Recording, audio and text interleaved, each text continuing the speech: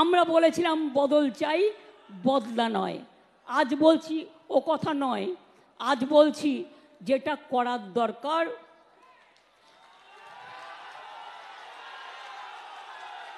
সেটা আপনারা ভালো বুঝে করবেন।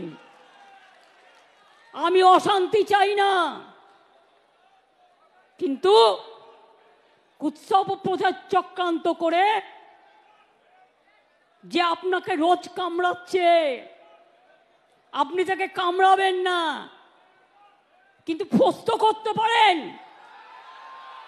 রামকৃষ্ণ পরমহংসদেব বলেছিলেন, একটা গোখরে সাপ তার কাছে গিয়ে বলেছিল, ঠাকুর তুমি তো আমাকে কামড়াতে বারণ করেছো, আমি কাউকে কামড়াই না, কিন্তু আমাকে অনেকে ইট মারে, আমার রক্ত পড়ে, আমার খুব কষ্ট হয়।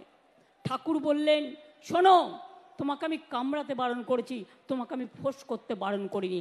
আগামী দিন আপনাদের কাজ হচ্ছে চক্রান্তকারীদের মুখোশ খুলে দিয়ে ফোঁস করতে শিখুন, ফোঁস করতে শিখুন, ফাঁস করে দিন।